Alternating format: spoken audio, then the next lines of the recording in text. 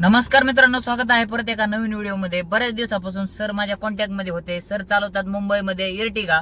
तर त्यांचा इंटरव्ह्यू घ्यायचा आहे, त्यांचा अनुभव विचारायचा आहे का, तर ते जवळजवळ 10 वर्ष झालं गाडी लाईनीमध्ये आहेत.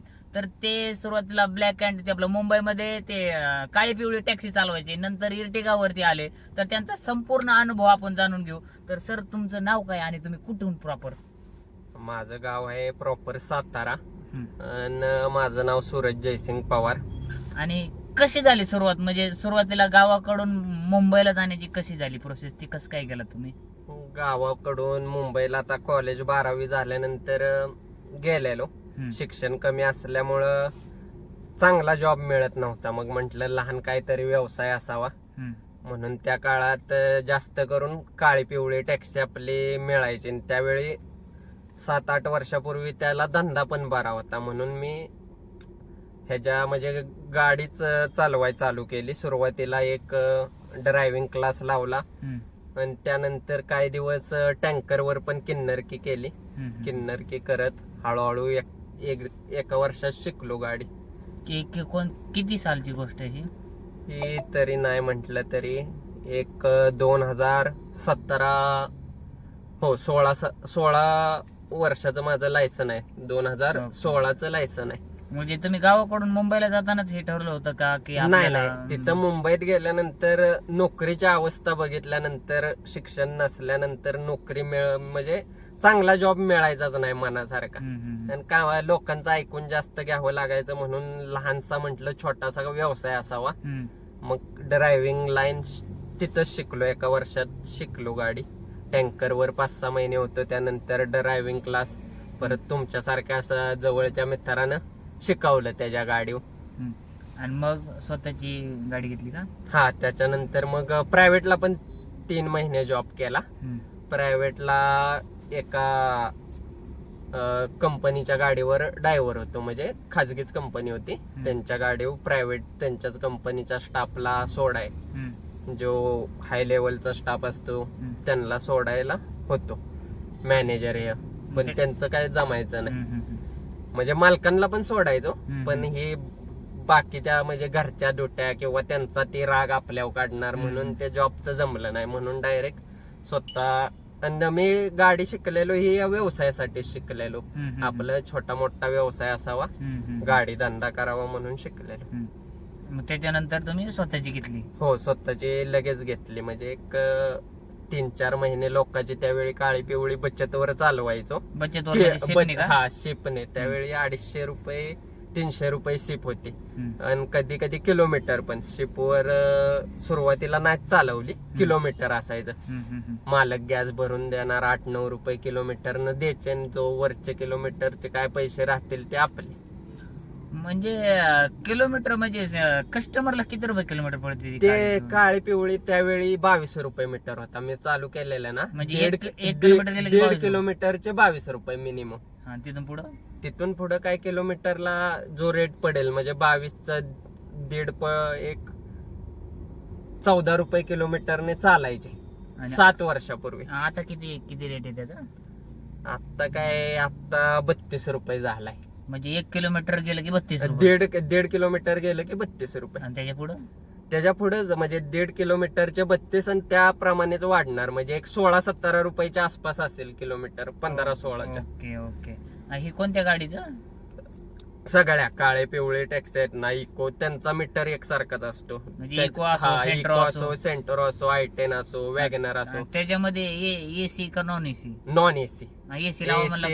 एसी लावा म्हटलं की त्याचा मीटर वेगळा. त्याचा ह्या मीटर पेक्षा 4 का 3 रुपयाने महाग असणार. ह्याचा समजा 22 असेल तर त्याचा 25 रुपये मिनिमम असणार. ती ब्ल्यू टॅक्सी येते ना, ती एसी टॅक्सी. ओके. आणि आता म्हणजे तुम्ही मग काळी पिवळी चालवायला लागलात, तर मग किती बिझनेस व्हायचा मुंबईमध्ये त्याचा?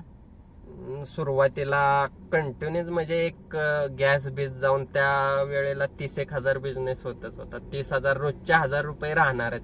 तुम्ही शिपवर घ्या किंवा किलोमीटरवर चालवा, दोन्ही पण 1,000 रुपये राहणारच. म्हणजे शिपवर घेऊन तुम्हाला 1,000 रुपये राहत होते का? हो, शिपचा खर्च जाऊन, गॅस जाऊन 1,000 रुपये हे कमीत कमी होणार. कमीत कमी 35-40 हजार पगार पडत होता. हे त्यावेळी आता हा त्यावेळी म्हणजे कंटिन्यू तोच राहिला. सुरुवातीला जो 35,000 पगार होता ना तो कंटिन्यू म्हणजे शेवटपर्यंत तेवढाच राहिला. त्यात काय वाढ झालीच नाही पगारात. जरी मीटर वाढला ना तरी झालं नाही. शेवटी म्हणजे तिथं पार्किंगचा प्रॉब्लेम याचा कुठं मुंबईमध्ये. म्हणजे भाड्यासाठी थांबायला हवालदार लोक म्हणजे भरपूर, तिथं जागाच नसायची. आता ओला उबेर मुळे कस्टमर पण येत नसायचं, त्यामुळं काय धंदाच राहिला नव्हता. नॉन एसी गाडी होती, परमिट लोकांचं होतं दुसऱ्याचं, परमिटची अग्रीमेंट संपलेली म्हणून मी शेवटी त्यांनाच देऊन टाकली गाडी. ज्यांचं परमिट होतं त्यांनाच दिली आणि त्यानंतर ही ओला उबेरला घेतली इर्टिगा. नाही त्याच्यानंतर तुम्ही स्वतः जेव्हा घेतली त्यावेळेस किती कमवायचं? त्यावेळेस बी तेवढं स्वतःची घेतल्यावर मग काय ते 300 रुपये जात होते ना ते वाचले. 1300-1400 रुपये होते स्वतःचे असल्या. ओके. मग सगळा मिळून धंदा किती व्हायचा दिवसात? तरी सगळा मिळून 1800-2000 रुपये होत होता, पण 14-15 तासा 12 तासापेक्षा. हा. आणि त्यातला सीएनजी सुरुवातीला मी 500, आता जसा रेट वाढेल तसा 600 पर्यंत भरलाय. 500 पासून 600च्या आसपास भरलाय पूर्ण बाटला खाली झाला. 2017 पासून तुम्ही 2024 पर्यंत चालवली का गाडी मग ती? तरी आता मी मागच्या मे महिन्यापर्यंत चालवली. 1 वर्ष झालं मी ह्या ओला उबेर मध्ये, पण मागच्या मे महिन्यापर्यंत चालवले काळी पिवळी. काळी पिवळीतून ओला उबेर मध्ये यावं असं का वाटलं तुम्हाला? आज काळी पिवळीला धंदाच राहिला नाही, कारण सगळे कस्टमर एसी कडे झालेत आणि काळे पिवळीपेक्षा कमी दर ह्या ओला उबेरचा एसी गाड्यांचा आहे. त्यामुळे कस्टमर पीक ओव्हर ह्या टायमिंग मध्ये, त्यावेळी समजा उबेरला आज जास्त रेट दाखवत असेल तर काळ्या पिवळीकडं लोक येतात. म्हणजे संध्याकाळची पीक ओव्हरला काळी पिवळी. जे पैशाचा विचार करतात ना ते लोक काळी पिवळी करणार मिळाली तर, कारण काळी पिवळी मिळत नाही. गव्हर्नमेंटनं ज्या काळात पाहिजे होती वाहनांची संख्या जास्त त्या काळात परमिट सोडलं नाही, त्यामुळं काय म्हणजे हेच राहिलं नाही. त्याच्यामुळे हे ओला उबेर आलं आणि पब्लिकची डिमांड जास्त होती आणि सप्लाय कमी. मग काळी पिवळीला म्हणजे लोकांना मिळायचीच नाही. आणि जे ते काळी पिवळीतला ड्रायव्हर मोठं भाडं शोधायचा, एवढा काय तिथं दबाव नसायचा की हे घेतलंच पाहिजे लहान. जे ते ड्रायव्हर मोठीच भाडी शोधायचा, त्याच्यामुळं बारक्या भाड्यांना मिळत नव्हती टॅक्सी आणि म्हणजे वाहतुकीचा प्रॉब्लेम होत होता. म्हणून हे असं ओला उबेरला. ओके. तर आता हे मला हे म्हणायचंय की तुम्ही काळी पिवळीतून असं वॅगनार घ्यावा, डिझायर घ्यावा किंवा ओरा घ्यावा असं नाही का वाटलं? तुम्ही डायरेक्ट इर्टिगाच घेतली, तर ह्याचं काय रिझन होतं? नाही, मला म्हणजे माझी तेवढी स्विफ्ट डिझायर मी चालवली 3 महिने, पण स्विफ्ट डिझायर चालवाय जर 4000 धंदा करायचा असेल तर मी सुरुवातीला स्विफ्ट डिझायरच चालवली. म्हणजे ह्याच्या अगोदर ही गाडी घ्यायच्या अगोदर तुम्ही भाड्याने 3 महिने स्विफ्ट डिझायर चालवली, ती जास्त चालवायला लागायची. आणि मग फॅमिली मोठी म्हणून म्हटलं एक 7 सीटर असावी, आपल्याला वापराय पण होईल. आणि 7 सीटरला त्या म्हणजे 5-6 महिन्यापूर्वी रेट असा जास्त होता आणि एअरपोर्टची आणि एक्सेलची भाडे जास्त वाजायची, म्हणून म्हटलं मोठीच घेऊ. आणि स्विफ्टला 300 किलोमीटर चालवल्यावर 4000 धंदा होतो. ओके. आणि हिला समजा 200 चालवल्यावर 4000 धंदा होतो. 100-1 किलोमीटर कमी चालवायला लागते आणि यात जरा थोडाफार म्हणजे एक्सेलची भाडी ही कंटिन्यू वाजत नाही, थोडा म्हणजे थांबून वाजल्यामुळे आराम भेटतो. ते कंटिन्यू वॅगनर किंवा आपली सिडान गाड्या कंटिन्यू तुम्हाला सकाळी आल्यापासून 12 तास कंटिन्यू भाडी मिळणारच आणि चालवावीच लागणार. त्यावेळी तो धंदा 4-5 हजार रुपये होतोय. ओके. तर सरांच्या गाडीला झालंय आता 1 वर्ष पूर्ण, तर किती होतो दिवसात धंदा किंवा आठवडा कसा निघतो, महिना कसा निघतो? आठवड्याला काय, जर आता कमीत कमी सकाळी मी 10 वाजता गाडी काढतो आणि संध्याकाळी जायचा टायमिंग नाही, तरी 1-2 वाजता जातो. कधी 2500 म्हणजे वाराप्रमाणे होतं. सोमवार, मंगळवार, बुधवार, गुरुवार 4 दिवस धंदा पूर्ण नसतो, म्हणजे एकदम कमी. शुक्रवार, शनिवार, रविवार हे 3 दिवस मजबूत, म्हणजे 5-6 हजार रुपये, 5000 तर होतोच धंदा. शुक्रवार, शनिवार आणि रविवार. बाकीच्या दिवस मग कधी 2-2.5 हजार, कधी 3000. मुंबई पुणे चालतात की जास्त करून लोकलच चालतात? मुंबई पुण्याची भाडीच नाही तर राहिली आता, जास्त करून ओला लोकलच. उबर ओला चालवतात की रॅपिडो वगैरे कोणत्या ऍपला जास्त करून उबेर आणि रॅपिडो. ओला शक्यतो चालवतच नाही, कारण सगळ्यांचा रिचार्जचा प्रॉब्लेम. उबरला एक्सेल इंटरसिटी पडत नाहीत का एवढ्या? नाहीत पडत. ओके मित्रांनो, एक्सेल इंटरसिटी तुम्हाला काय विषय सांगतो. वॅगनर गाडीसाठी असती गो इंटरसिटी, डिझायर साठी असती सेडान इंटरसिटी, आणि इर्टिगा गाडीसाठी स्पेशल असते एक्सेल इंटरसिटी. इर्टिगा गाडीने गो इंटरसिटी मारायला परवडत नाही, का तर मुंबईहून पुण्याचं भाडं होतं वॅगनर गाडीचं 1700-1800 रुपये, डिझायरचं होतं 2200-2300 रुपये, आणि एक्सेलचं होतं किती होतं सांगा सर मुंबईहून पुण्याचं? एक्सेलचं जर चांगलं भाडं दिलं ना उबेरनं, समजा मुंबई एअरपोर्ट पासून आपल्याला पुणे रेल्वे स्टेशनला ड्रॉप करायचं आहे, तर किती भाडं होईल? 3500 ते 4000च्या आसपास होणार. त्यामध्ये टोल एक्स्ट्रा? नाही, टोल वेगळा. 3-3.5 ते 4, 3च्या पुढेच भाडं एक्सेलचं परवडतं हा पुण्याचं. हा, म्हणजे बघा आता जे गो इंटरसिटीचं भाडं किती 1700-1800 आणि कुठं 3500, एवढा फरक असतो. त्याच्यामुळं आम्ही सांगत असतो लोकांना की बुवा इर्टिगा गाडीला वेगनरचं किंवा सेडानचं भाडं परवडत नाही, तर ते सुद्धा आपण पुढे विचारू. तर सर तुम्हाला असं एक्सेलचं भाडं पडलं तरच तुम्ही मुंबईहून पुण्याला हो, येता? एक्सेलचं मिळालं तरच, नाही तर लोकल म्हणजे इंटर सिडान प्रीमियर घेऊन येतच नाही, कारण परवडतच नाही. किती पण वाजल्या सेडान नाही, बंदच, ऑप्शनच बंदच. एक्सेलच इंटरसिटी फक्त चालू, बाकीचे घेऊनच येत नाही. आणि हे काय आपलं लोकल मध्ये चालताना फक्त एक्सेलचेच भाडे मारतात का? फक्त एक्सेलचे. संध्याकाळी घरी जायच्या वेळी मग सगळं चालू करतो, आणि त्यावेळी मग घरचं जे गोचं मिळालं तरी घेऊन जातो, पण घरी बाकीच्या वेळी नाही, घरी जायच्या वेळी. फक्त एक्सेलचं मारून मग कसा निघतो आठवडा? कमीत कमी निघतो 20-25 हजार. जास्तीत जास्त धंदा होण्यावर आहे, पण कमीत कमी 20,000 निघतो, जरी 7 दिवस 12 तासापेक्षा जास्त काम केलं तर. आणि ते पण 100-150ची भाडी उचलली तरच. तुम्ही म्हणाल 100चं भाडं आहे मी उचलणार नाही, तुम्हाला उबेर देणारच नाही. मोठ्या एक्सेलला पण मोठी भाडी वाजत नाही. बरोबर. पहिली वाजायची, पण आता गाड्या वाढल्यामुळे एक्सेलचा पण धंदा हे झालाय. बरोबर आहे. हा, मग आता तुम्ही डिझायर बी चालवली, इर्टिगा बी घेतली, तर काय वाटतं तुम्हाला, इर्टिगा घेणं बेटर राहील का डिझायर घेणं बेटर राहील? काय वाटतं तुम्हाला? डिझायर घेणं चांगलं आहे, कारण डिझायरला भांडवल कमी लागतं. 8,10,000 प्राइस, आणि धंदा मजबूत आहे. तिच्यावर पण जरा कष्ट जास्त आहेत, पण धंदा मजबूत आहे, भांडवल कमी आहे, त्यामुळे इर्टिगा घेणं चांगलं आहे. प्रायव्हेट भाडे येतात का तुम्हाला असे, म्हणजे प्रायव्हेट हा धंदा एकदम कंपनीने खाऊन टाकलेला आहे. म्हणजे ग्राहकांचं काय झालंय, ग्राहकांना जर 2-4 दिवस जायचं असेल बाहेर, तरच ग्राहक प्रायव्हेट भाडे येतात. जर समजा पुण्याला यायचं असेल तर ओला उबेरच करतात, प्रायव्हेट येत नाही, कारण प्रायव्हेटचं भाडं त्यांना परवडत नाही. उबेर ऑफर देतं, लगेच गाडी एक 10-15 मिनिटात अवेलेबल होते. प्रायव्हेट करायचं आदल्या दिवशी बुकिंग करा, हे प्रॉब्लेम असतात, त्यामुळे नाही. एक्सेल म्हणजे रेंटल ट्रिप मोठी असेल 2 दिवसाची, तर उबेरचा रेट हा एकदम जास्त असतो, मग त्यावेळी लोक आपल्याकडे. आता तुम्हाला जवळजवळ 10 वर्षाचा अनुभव आहे ड्रायव्हिंगचा, तर काय तुम्ही लॉंग टर्म साठी ड्रायव्हिंग कडे कसं बघता? म्हणजे अजून तुम्ही भविष्यामध्ये दुसरं काही करण्याचा विचार करतात की बुवा तुम्हाला असं काय वाटतं ना आम्ही चालू शकतो गाडी, असं काय काय विचार करता तुम्ही लॉंग टर्म साठी? नाही, आता कसं आहे, दुसरं काय काम जमत नव्हतं, आणि एक सुरुवातीपासून ड्रायव्हिंग क्षेत्रामध्ये असल्यामुळं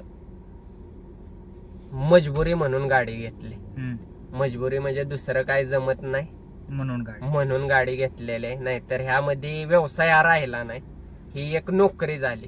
कारण उबेर ठरवतं तुम्हाला कुठे जायचंय, कोणतं भाडं द्यायचं, चांगलं द्यायचं का लांबचं द्यायचं, तुम्ही नाही ठरवू शकत. तुमचा 4,000 धंदा झाला, तुम्ही म्हणाल मी 15-16 तास कंटिन्यू काम करेल, पण तुमचा 4,000 धंदा झाला त्यानंतर उबेर तुम्हाला भाडी घरची चांगली भाडी देतच नाही. मग त्यावेळी तुम्ही रॅपिडोकडे जाता, ओलाकडे जाता. म्हणजे कंपनीने ठरवलंय की तुम्हाला एक 4-5 हजारापर्यंत धंदा द्यायचा आहे. कारण कंपनीला सगळ्या गाड्यांना धंदा द्यायचा आहे. कंपनीला आज गाड्या जास्त झालेत तरी कंपनी म्हणते का आम्ही गाड्या नवीन घेणार नाही. कंपनी अजूनच बोलावते या हाय आमच्याकडे धंदा. तुम्ही तर म्हणता 20,000 रुपये आठवडा होतं, 20-80,000 रुपये महिना झालं. काय अडचणी लोकांना गाडी घ्यायला? का नाही घ्यावं गाड्या? त्याच्यावर थोडं सांगा ना. लोक 80,000 झाला धंदा हा. तरी 80,000मध्ये पैसे येणं कमी आहे. जास्त असलं ना तरी जाण्याच्या पण वाटा 10-12 आहेत. काय काय खर्च होतो पहिला तुमचा? सीएनजी चा खर्च, किती होतो? दुसरा सीएनजी चा कमीत कमी 5,000चा धंदा झाला तर आज सीएनजी वाढलाय. कमीत कमी 1,200 रुपयाचा सीएनजी 5,000च्या धंद्याला जाणार. तरी तुमचा किती जातो महिन्यात सीएनजी असा अंदाजे जर पकडलं तर?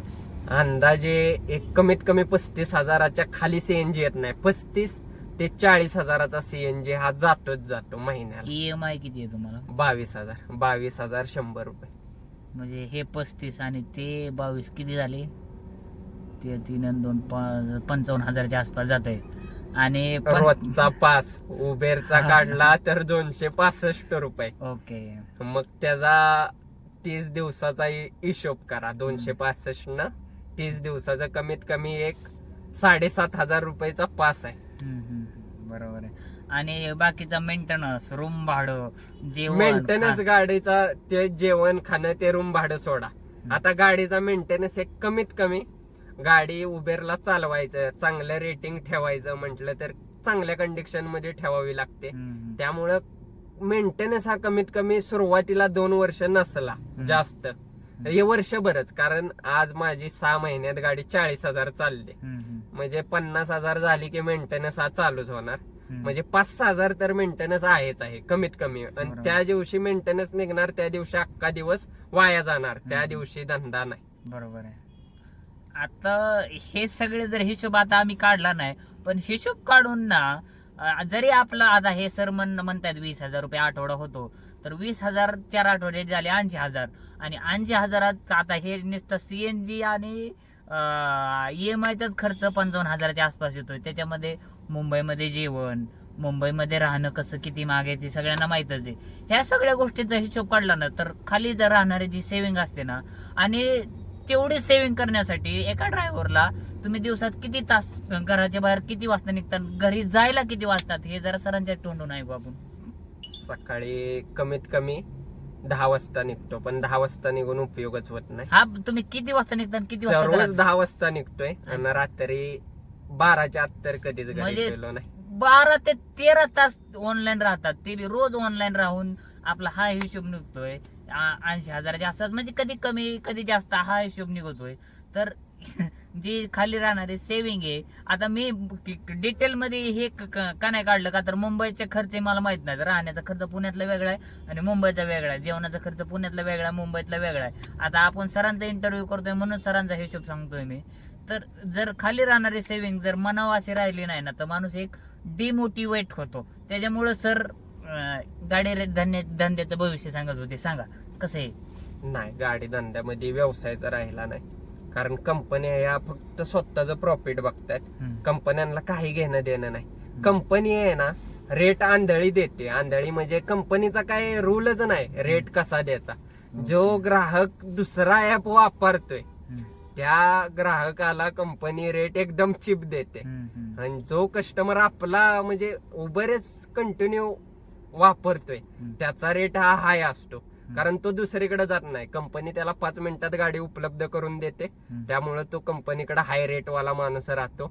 जो नवीन ग्राहक गोळा करते ते एकदम चीप रेट मध्ये. ह्या एक्सेल सारख्या गाड्या 22 किलोमीटरला सुरुवातीला 50-50 रुपये मध्ये उबेर सारखे, रॅपिडो सारखे. रॅपिडोने तर पहिली राईड फ्री ठेवली. मग लोक फ्री प्रत्येक जणाच्या घरी काय एक्सेल गाडी ही म्हणजे रोज करण्याची गोष्ट नाही. कुठं बाहेर जायचं असेल तर मग प्रत्येक नवीन मोबाईल वरनं करतात. ऑफर मध्ये फायदा करून घेतात कंपन्यांचा, बाकी काय नाही. कंटिन्यू वापरणारं पब्लिक हे कमी आहे. बरेच लोक म्हणतात इर्टिगा गाडी लय धंदा आहे, रोज मुंबई पुणे गेलं की येताना 4,000 जाताना 4,000, इतके पैसे आहेत. म्हणले का घ्यावं नाही लोकांनी गाड्या? तुम्हाला पडत नाहीत का मुंबईच्या रोज ट्रिपा, मुंबई पुण्याच्या? नाही, उबेरनं केलेला सेटअप सारखा बाजार आहे. सेटअपच्या गाड्यांना धंदा जातो. जे लोक नवीन गाडी घेण्याच्या मार्गावर आहेत ना, त्यांना हा सेटअप हा विषय माहित नसेल. तर मी सेटअप विषय सांगतो मित्रांनो. अगोदर काय व्हायचं की उबर असा भेदभाव करीत नसं की बा ह्या ड्रायव्हरला ट्रिपा द्यायच्या, त्या ड्रायव्हरला ट्रिपा द्यायच्या नाही. पण आता काय केलंय उबरने, कमिशन जास्त येण्यासाठी काही ठराविक ड्रायव्हर लोकांना वेंडरशिप दिलेली आणि त्यांच्याकडून कमिशन जास्त घेतात ते, आणि उबर रिझर्वेशनच्या ज्या ट्रिपा असतात ते त्यांनाच देतात. आणि अगोदर कसं आमच्यासारख्या तुमच्यासारख्या ड्रायव्हरांना सगळ्यांना मुंबई पुण्याच्या इंटरसिटी ट्रिपा, ज्या जास्त प्रॉफिट कमवून देणाऱ्या ट्रिपा असतात, त्या सगळ्यांना यायच्या. पण आता त्या ट्रिपा पूर्णपणे बंद झाल्यात आणि त्याच्यामुळे आठवड्यात एकदा मुंबईहून पुण्याला माणूस जातो किंवा पुण्याहून मुंबईला माणूस जातो. असं म्हणजे अगोदर जो माणूस, माझा वैयक्तिक गोष्ट सांगतो, मी रोज मुंबईला जायचो मागच्या वर्षी, पण आता आठवड्यातून एकदा जातोय, दोनदा जातोय, असे विषय होत आहेत. त्याच्यामुळं ह्या सरांवर वेळ आली की इर्टिगा गाडी असून सुद्धा त्यांना लोकल मध्ये गाडी चालवावी लागते. इर्टिगा गाडी लोकल मध्ये चालवायला मी खरं म्हणजे परवडतच नाही, पण इंटरसिटीचा बिझनेस नाही म्हणून ते लोकल मध्ये गाडी चालवतात. बरोबर आहे का? बरोबर आहे. इंटरसिटीला बिझनेसच राहिला नाही. मुंबईचा राऊंड असला, मुंबईहून पुण्याचा राऊंड असला तर किती तुमचा बिझनेस होतो? मुंबईहून पुण्याला यायचे आणि पुण्याहून मुंबईला जायचे. मी जास्त करून त्या भाड्यांच्या म्हणजे इंटरसिटीच्या नादाला पहिल्यापासून लागतच नाही. कारण जर तिकडून एक्सेलचं घेऊन आलं तर ते जाताना एक्सेल देत नाही, हा सगळ्यांचा अनुभव आहे. त्यामुळं लयत लय 6,000चा राऊंड होतो, 5-6 हजाराचा होतो. ते आणि ते पण रोज होईल असं नाही. आठवड्यातला 4 दिवस होईल. 3 दिवस तुम्हाला पुण्यात झोपावं लागतील, 3 दिवस पुण्यातून घरी जायला ते गोच पण भाडं देत नाही. कधी निगेटिव्ह अनुभव आलाय का? आता 10 वर्ष तुम्ही गाडी चालवताय, कस्टमरने लयच वाद घातला किंवा गाडी पंक्चर झाली किंवा ट्रॅफिक पोलीस, असा काय निगेटिव्ह अनुभव? निगेटिव्ह अनुभव भरपूर आहे. ट्रॉफिक वाल्या हवालदारांबरोबर. कस काय सांगा बरं एखादा जरा. काय कस्टमरला उतरवत होतो तिथं, कुठली गोष्ट आहे? लाईक नवीन होतो, ज्यावेळी टॅक्सी लाईन मध्ये नवीन होतो ना, त्यावेळेची गोष्ट आहे. हवालदार खाकीवाले होते आणि जाम म्हणजे काय तिथं जाम झालेलंच नव्हतं. मी कस्टमरला सोडत होतो. कस्टमर साठी काय 1-2 मिनिटं गाडी थांबवलेली, दरवाजा खोलला आणि त्यांनी शिवेच्या भाषेतच सुरुवात केली बोलताना. उतरलं काय, कशाला थांबवली, इथून जा, थांबू नको, इथून गाडी काढ. आणि शिवीच्या भाषेत, म्हणजे मी असं चांगलं सांगतोय ना, तर त्यांनी वाईट शब्द अपशब्द वापरले, काढ. आणि त्यावेळी नवीन असल्यामुळे एक म्हणजे डोक्यात विचार, मग त्यांच्यावर मी उलट भांडायला लागलो. तुम्ही मला शिवीच देऊन का बोलला, असं तसं, तुमचं हे आहे का, इथं काय जाम होणार असता तरी तुम्ही दमदाटी करता, 1 मिनिट एक कस्टमर उत्तर असतोपर्यंत माझी भांडणं झाली. पब्लिक गोळा झाल्यानंतर त्यांनी मला तिथंच नेलं. क्रॉपर मार्केटला जी हज हाऊस आहे ना, तिथंच पोलीस चौकी आहे, तिथं नेलं. पोलिसांना सांगितलं, म्हणजे आतमध्ये साहेबांना सांगितलं, हे दंगा करतोय, रस्त्यावर पब्लिक गोळा केला, असं तसं मी बोललोय. म्हणजे त्यांनी मला सरळ भाषेत बोललेले, हिथनं गाडी काढ, नाही तर अशा शब्दात त्यांनी घाण शब्द वापरलेला. त्या शब्दावरून मी त्यांच्यावर हे केलेलं. तर त्यांनी आत नेलं. मग मी पण त्यावेळी माझ्या डोळ्यातनं पाणी आलं, आपल्याला ह्यांनी शिव्या दिल्या, असं तसं झालं की म्हणजे लय वाईट वाटलं आणि डोळ्यातनं पाणी आलं. मी हे करायला लागलो. मग त्यांनी विचार केला, आता ह्याच्यावर कलम कोणते लावायचे, ह्याच्याला तर फाईन लावा. त्यांनी हवालदारांनी सांगितलेलं ह्याला सोडू नका, कारण जवळजवळ मी 30-40 माणसं कमीत कमी पब्लिकच गोळा झालेलं. मी त्यांना उलट बोललो, तुम्ही अशा भाषेत बोलायलाच नाही पाहिजे. मी काढतच होतो ना, कस्टमर उत्तरच तोपर्यंत तुम्हाला दम निघत नव्हता का, जात होतो मी. तुम्ही अशा शब्दात बोलायलाच नव्हतं पाहिजे, तुम्ही असं म्हणताय. मग मी तिथं पण बोललो. तर साहेब लोक काय आपलं ऐकणार आहेत का? त्यांनी माझ्यावर कलम कोणते लावायचा विचार केला. मग माझा बॅच नव्हता, बॅच होता पण MH11चं लायसन होतं. आणि त्यावेळी मला पहिल्यांदा कळालं, म्हणजे 1 वर्षानंतर बॅच काढल्यानंतर कळालं की MH11चा बॅच इथं ह्या काळ्या पिवळी टॅक्सीला चालत नाही. तोपर्यंत मी चालवायचो. त्यावेळी म्हणजे नवीन सुरुवातीला 8-10 वर्षापूर्वी बॅच मागितला जायचा, तुझा बॅच दाखव. आता कोणी एवढं बॅच मागत नाही, पण त्यावेळी मागत होते. मग बॅच दाखव, बॅच. मग त्यांनी नियम काढला, ह्यो MH11चा बॅच चालत नाही. त्याचा फाईन लावला 370 रुपयाची. मी त्यावेळी पावती फाडलेली. काय डोळ्यातनं पाणी आलं की भाई, म्हणजे व्हॅल्यू नाही, कुत्र्यावानी किंमत आहे. मला पण माहिती आहे पोलिसांचं काम आहे, रस्ता जाम होतो हे ते, पण पोलीस लोक इज्जतीनं बोलत नाहीत.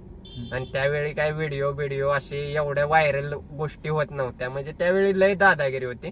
आणि त्यांनी त्यावेळी म्हणजे हे केलेले पावती माझी त्यांनी आपली बनवून हे केलेली, अजून पॉकेट मध्ये आहे बघ पावती. अय्यो. किती वर्षापूर्वी अजून त्या वर्षाची पावती आहे. एक 400 रुपये मला त्यावेळी फाईन मारलेला. 2019 ची पावती आहे. आता मग तुम्हाला फोटो टाकतो मी. 2019 ची पावती. त्यावेळी माझे म्हणजे त्यांनी कलम लावली, मोका बिका काय असतं ते 370 ते. आणि त्यावेळी त्यांनी म्हणजे एक ह्याचं गैरवर्तन केलं, अडचणीत आम्हाला आणलं, शिव म्हणजे पोलिसाला उल्लट बोलला आणि बॅच नाही अशी 2 कलम लावून 400 रुपयाचे 400 वर काहीतरी पैसे घेतलेले. त्याचं काय पैसे 20-30 रुपयाचं पावतीत लागत नाहीत काहीतरी ते, आणि 400 ची पावती घेतली आणि मला सोडलं. आज एखाद्याला ड्रायव्हिंग लाईन मध्ये, एखादा समजा 12वी पास झालाय माणूस आणि त्याला ड्रायव्हिंग करायला आवडते, तर त्याने ड्रायव्हिंग क्षेत्राकडे वळावं का की दुसऱ्या बिझनेस कडे वळावं? काय इच्छा, काय सांगतो? नाही, वळावंच नाही. जर त्याला ह्या वाहतूक म्हणजे ड्रायव्हिंग क्षेत्रात, वाहतूक क्षेत्राचं यायचं आहे, तर त्यानं असा विचार करून यावं, इनोवा पेक्षा वरची गाडी मी घेणार तरच मी या लाईन मध्ये येणार, नाहीतर मी या म्हणजे लोकल लोकांसाठी मी सर्व्हिस देणार नाही, मी टॉपच्या लोकांसाठी सर्व्हिस देणार आहे, असाच विचार करून यावा. कारण ह्यो धंदा आपल्यासाठी म्हणजे दर ठरवायचा असेल ना तुला, म्हणजे ज्या व्यक्तीला कोणाला यायचंय तर त्यानं फॉर्च्युनर, इनोवा ह्याच गाड्या घ्याव्या, लहान गाडी घेऊच नाही. कारण लहान गाड्यांचे इर्टिगा, वॅगनर, स्विफ्ट डिझायर याचा रेट हा ड्रायव्हर ठरवू शकत नाही, याची कंपनी ठरवते. म्हणून या बारक्या गाड्यात येऊच नाही धंदा कराय, डायरेक्ट मोठे यावं ज्याच्या ऐपत असेल तर. नाहीतर मग जर आयुष्यात काय दिवस व्यवसाय करायचा आहे हा, तर रडत कडत आमच्या वाणी यावं, पण लाईफ नाही यात. एक वेळ केळी विकली तरी तुमचा तो धंदा बसला, तो धंदा तुमचा आहे. ह्यात धंदा बसलेला आपला नाही, ह्यात कंपनीचा धंदा आहे. कंपनी ठरवणार तुम्हाला काय, कुठलं भाडं द्यायचं काय, ह्या त्या गोष्टी कंपनी ठरवते, कंपनी त्यांना ऑफर देते. त्याच्यामुळे ह्या धंद्यात नाही मजा. ओके, अजून एखादा किस्सा आहे का असा काही इंटरेस्टिंग सांगण्यासारखा? कस्टमर सोबत वाद झाला किंवा असं काय? नाही, कस्टमर सोबत असं जास्त करून वाद पोलीस स्टेशन पर्यंत जाण्यापर्यंत झाले नाहीत. कारण जरी 2-4 म्हणजे पैशावरून वाद झाले ना, तरी मी भरपूर वेळा टॅक्सी मध्ये पण पैसे सोडून गेलोय. 80-90 रुपये जाऊ द्या, कारण ते पुढे जाऊन त्या म्हणजे पैसेच नसणाऱ्या लोकांपाशी काय करायचं. आणि शक्यतो नाही कोणी ह्या याच्यामध्ये आहे ना, पैसे बुडवणारे प्रमाण कमी आहे. आणि काय काय मराठी असल्यामुळे आहे ना, काय काय बुडवतात. असा दिवा ठाणा साईडला घेऊन जाऊन तिकडं गल्लीत जाऊन अशी बेवडी पण भरपूर आहेत. गल्लीत गेलो आलो नाही असं लय जणांनी, 5-6 जणांनी बुडवलं असेल 8 वर्षात. काय एवढा विचार केला नाही त्यांना शोधण्यात, म्हणजे ती गल्लीत निघून गेली अशी 1-2 मुलांचं प्रकरण झालेलं आहे. आणि जे लोक मला फसवणार आहेत ना, त्यांनी पण म्हणजे मराठी माणूस आहे, मग तुझ्यातनं उतरून बाहेर नको, हे घे 50 रुपये, तुला काय आम्हाला तिथं जाऊन, असं करून मला 2 कस्टमर आहे ना उतरलेले आहेत की आम्ही पैसे देणार नाही भाई, आम्ही भैया पकडतो. म्हणजे जे दारू बिरू ड्रिंक केलेले आहेत ना, ते लोक माझ्या प्रामाणिकपणे उतरून गेलेले 2 कस्टमर आहेत की आम्ही पुढे पैसे देणार नाही, हे घे तुझा मीटर 50 रुपये झालेला आणि जा. आणि आता ऑनलाईन मध्ये गंडागंड म्हणजे काय काय वेळेस स्कॅनर वर बाहेर झालेत, दाखवतात लोक झालेले, पण कधी कधी झालेले नसतात. मग अशा वेळी 1-2 कस्टमरचे गेलेले आहेत, पण काही जास्त नाहीत, 200-400 रुपये असे गेलेत. होतो कधी कधी लॉस हा होतो.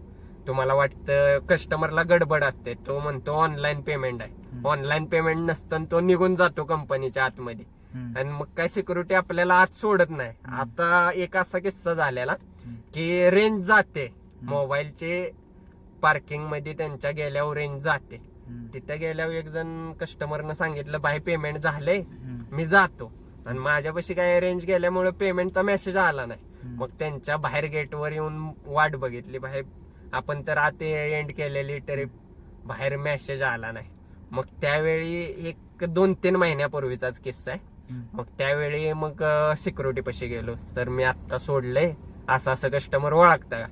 मग तो ओळखतो. मग त्यांनी त्यांच्या रूम मध्ये फोन लावला की बाई पेमेंट झालं नाही. मग त्यांनी मग असं केलेलं आहे. मग अशा वेळी पण 2 वेळा, 1 वेळा मी पेमेंट असं घेतलेलं आहे आणि एकदा चुकलं. 200 रुपये का 400 रुपये ते कस्टमर निघून गेलं. बिझनेस पार्क होतं त्यामुळे तिथं काही सिक्युरिटीनं म्हणजे नाही बाई कोण आहे, एवढा वेळ नाही आमच्यापाशी, ते तुझं तू बघ असं केलेलं. प्रॉब्लेम काय तिथं सॉल्व्ह झाला नाही. मग 400 रुपयेचं झालं नुकसान. ओके. अजून काही सांगण्यासारखं म्हणजे नका येऊ, कारण ह्या क्षेत्रामध्ये उबेर कंपनीवर सरकारचा दबाव आहे ना, एकही टक्का दबाव राहिला नाही. कंपन्यांनी मनमानी केली. आज असं नाही की वाहतूक क्षेत्रामध्ये आजच ओला उबेर आले आणि मुंबई पुन्हा गाडी चालते. जेव्हा देश स्वतंत्र झालाय त्याच्या आधीपासून काळी पिवळी टॅक्सी आहे. मुंबई पुन्हा चालणारी टॅक्सी दादर मध्ये पहिली पकडावी लागायची. आज जरी कॅब घरी येत असेल तर पहिलं मुंबई पुण्याला प्रायव्हेट कॅब करायची असेल तर दादरला ब्ल्यू टॅक्सी मिळायची. सर्व्हिस होती आणि त्यांचा रेट ठरलेला 2000-2400 रुपये. त्यावेळी म्हणजे ते एक धंदा लिमिट मध्ये होता. उबेर कंपनी ह्या कंपन्यांनी येऊन ओला कंपन्यांनी काय केलं, जसे इंग्रजांनी सुरुवातीला देशात येऊन ऑफर दिल्या ना, बाहेर राजांनो तुम्ही राज्य सोडा, हे घ्या पैसे, आम्ही तुम्हाला पगार देतो, आम्ही राज्य सांभाळतो, तसं कंपनीनं केलं. लोकांना कमी ऑफर मध्ये या, तुम्ही बसनं कशाला जाताय, स्वस्तामध्ये ऑफर केली, लोकांना सवय लावली आणि जुने झाल्यानंतर रेट वाढवले, असं केलं. त्यामुळं ह्याच्यामध्ये म्हणावं असं हे राहिलं नाही. तुम्ही या, धंदा आहे पण जगण्यापुरता धंदा आहे. तुमचा आयुष्यात म्हणजे लाईफ होईल असा धंदा नाही. आणि शरीराची अजिबात काळजी नाही. जेवणाचा टायमिंग नाही, लघवीचा टायमिंग नाही. कधी कधी पुण्याला भाडं घ्यायचं असेल, पुण्याचं भाडं बसवून मुतारी शोधायला वाशीच्या ब्रिज पर्यंत आलेला प्रत्येक ड्रायव्हर आहे. तुमच्या जवळचा कोण ड्रायव्हर असेल त्याला विचारा, त्यांना मुताऱ्या तितक्या लांब शोधलेल्या आहेत. जेवणाचा तर विषय नाही. आजच उदाहरण घ्या, सकाळी 11 वाजता भाडं बसवलेलं, 4 वाजता पुण्यात सोडल्यावर जेवाय बसलो. जेवणाचा याचा टाइम नाही. आणि पहिला रेट मिळत होता. 7-8 वर्षापूर्वी जो धंदा होता ना तो होता. पण आता नवीन गाड्यांना 2 वर्ष धंदा देणार वाटतं, मजबूत धंदा आहे. पण ह्यात किलोमीटरची गिनती नाही. किलोमीटर तर दाखवणार 22 आणि होणार ऍप चालू केला की 24. किलोमीटरची गिनतीच नाही ओला उबेर मध्ये. काळी पिवळी मध्ये 100 मीटर जरी पुढे गेलं ना तरी पैसे वाढत होते.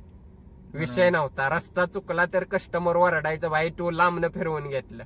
पण ह्याच्यात कस्टमर म्हणतोय लांबनं घे फिरवून, लवकर जातोय ना, लांबनं घे, मला काय घेणं देणं नाही. किलोमीटरला कंपनीनं व्हॅल्यूच दिली नाही. किती पण गाड्या पळवा नव्यान घेऊन लोकांना, म्हणजे किलोमीटर कोण सांगा ना. आज जरी धंदा म्हणजे ब्लॉक मध्ये सांगत असले तरी मी 300-350 चालवले असे सांगत नाही. लोकांना विश्वास बसणार नाही. ड्रायव्हर 500-500 किलोमीटर गाड्या चालवतात आज. किलोमीटरची व्हॅल्यू ओला उबेरनं ठेवलीच नाही. ज्यावेळेस गावाकडून एक ड्रायव्हर पुण्या मुंबईमध्ये गाडी चालवण्यासाठी येतो तर लय रुबाब देतो की आपण 4 चाकीमध्ये राहणार आहे. पण त्याचा रुबाब खरंच पुण्या मुंबईमध्ये आल्याच्या नंतर टिकून राहतो का? सरकार पुढं आपली किती किंमत आहे ड्रायव्हरची? ड्रायव्हरला पाहिजे तो मान सन्मान मिळतो का? त्याला ज्या किलोमीटर रेटनी भेटायला पाहिजे तो मिळतो का? आणि नसन मिळत तर त्याला कोण कारणीभूत आहे सांगा बरं जरा. ह्याला कारणीभूत फक्त सरकार आहे. सरकारशिवाय कोण नाही. सरकारनं आहे ना ड्रायव्हर लोकांचं वाटोळं केलंय. जे ड्रायव्हरांना 30 वर्षापूर्वी रेट मिळायचा त्या गोष्टी मिळत नाहीत. आज ओला उबेर मोठ्या प्रमाणात वाढली पण सरकारनं दुर्लक्ष केलं. आज कंपनीला 1 महिना बाईक टॅक्सी बंद करायला सांगतायत. वाईट नंबर प्लेट परिवहन मंत्री राज्याचे, तरी त्या परिवहन मंत्र्यांचं कंपनी ऐकत नाही. या सगळ्यांना माहिती आहे. कंपनी कोलून टाकते. आज सरकारपेक्षा कंपन्या मोठ्या झाल्यात. सरकारनं कंपन्यांवर लक्ष ठेवलं नाही. एकतर ज्या सरकारी जुन्या नेत्यांनी ज्या सुविधा केलेल्या काळ्या पिवळे टॅक्सी किंवा ब्ल्यू, त्यात त्यांना डेव्हलप करता आलं नाही. निवडणुकीच्या वेळी खोटे आश्वासन देवेंद्र फडणवीसांनी 4-5 वर्षापूर्वी ज्यावेळी मी टॅक्सी चालवायचो ना त्यावेळी आश्वासन दिलेलं, ओला उबेर ज्यावेळी नवीन आलं तसं ऍप तुमचं लॉन्च करू, पण काय केलं नाही. नवीन जास्त परमिट सोडायची सोडली नाही. पूर्ण म्हणजे हे केलेलं आहे, त्यांनी दुर्लक्ष केलं. परिवहन मंत्र्यांनी काही लक्ष दिलं नाही. स्वतःची घरं भरण्यात, कुठं जमिनी प्रॉपर्टी मिळते त्याच्यावरच लक्ष दिलं. कॉन्ट्रॅक्ट मिळवण्यासाठी आमदार झाले, त्यांना सुधारणा करायची नाही. बीएसटी खड्ड्यात घालवले ह्यांनी, कॉन्ट्रॅक्ट बेस चालू केलं. एसटी महामंडळानं किती वेळा सम केला. कोणत्या व्यक्ती यात चूक आहे? आम्ही आज कमीत कमी गॅस म्हणजे सीएनजी वाल्यांना रोजगार देतो. सीएनजी बँकवाली मोठी केली, शोरूमवाली मोठी केली. पुन्हा ह्यांचा उबेर कंपनीचे पास काढून ह्यांना मोठं हे केलं. एवढी 4 गोष्टी आम्ही मोठ्या केल्या. त्यांनी कधी सम केला नाही, पण आम्हाला सम करायला लागतोय. ह्या 4 व्यक्तींना आम्ही म्हणजे पैसे देतो. आज बँकवाल्यांचा हप्ता भरतोय, ते म्हणतील तेवढं गाडीला किंमत आहे तेवढी भरून आम्ही घेतोय, पण आमचे दर ठरवण्याचा अधिकार आमच्यापाशी राहिला नाही, म्हणून आम्ही तोट्यात गेलो. आणि सरकार पण आमच्याकडे लक्षच देत नाही. ही गोष्ट आहे. शिवाजी महाराजांना फक्त ही लोक मानतात, पण शिवाजी महाराजांचे विचार ही मानत नाही. खोटे आश्वासनं देवेंद्र फडणवीसांनी आतापर्यंत दिलेत. ऍप आणतो, याव आणतो, काहीच नाही. ह्यांच्या कंपन्या ऐकत नाही. ह्यांनी आम्हाला ह्यांचं गुलाम करून टाकलंय. कंपन्यांचं पूर्ण रोजगार ह्यांनी काढून घेतलाय. तुम्ही 12 तास करा, 15 तास करा, काय घेणं नाही. आज कितीतरी ड्रायव्हर मुंबई पुण्याला ह्यांना पण माहिती आहे, पेंगत पेंगत गाड्या जातात. काय करणार? झोपत ड्रायव्हर घेऊन जातायत, कारण हप्ता गाडीचा आहे, धंदा होत नाही. लय लोकांना टेन्शन आहे. कुत्र्यावानी जिंदगी आहे.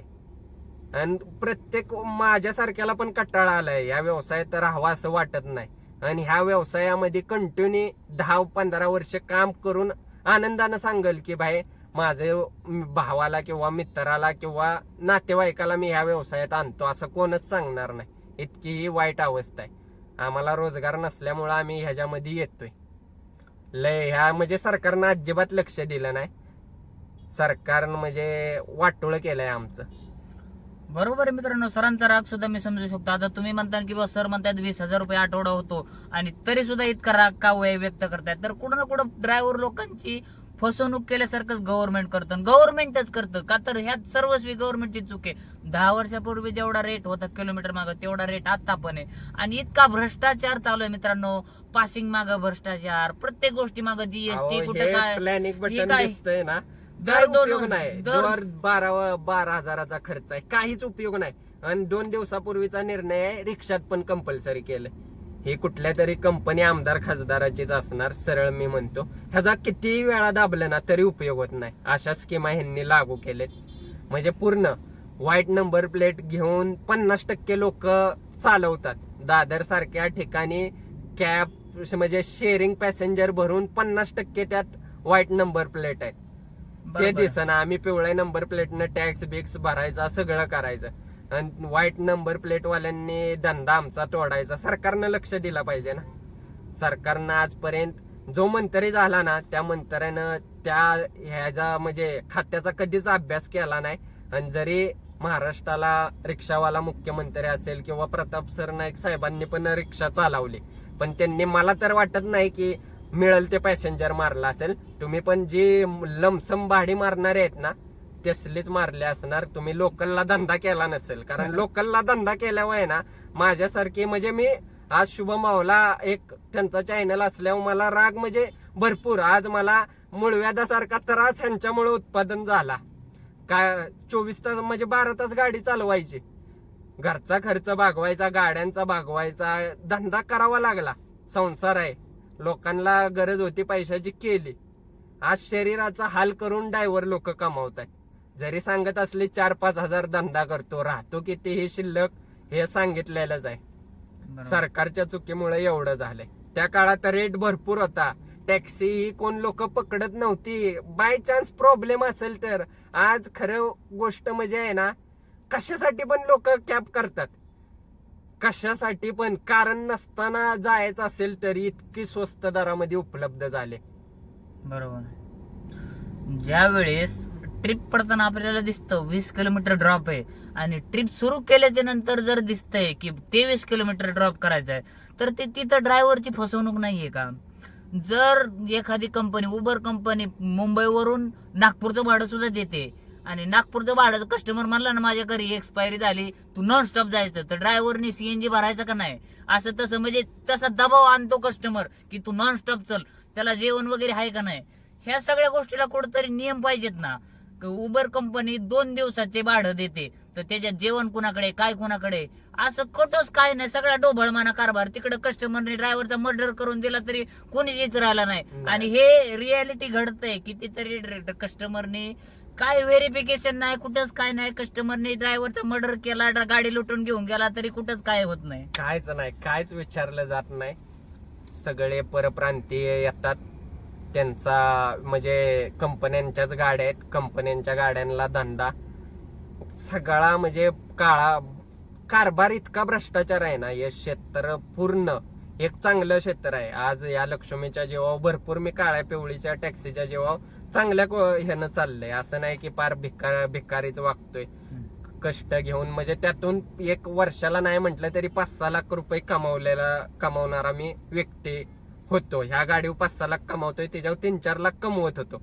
रोजगार दिला, पण तो आयुष्यभर टिकावा त्यात एक नियम अटी ह्या राहाव्यात. जे वाहतूक मंत्र्यांचं म्हणजे परिवहन मंत्र्यांचं काम असतं ते त्यांनी केलं नाही.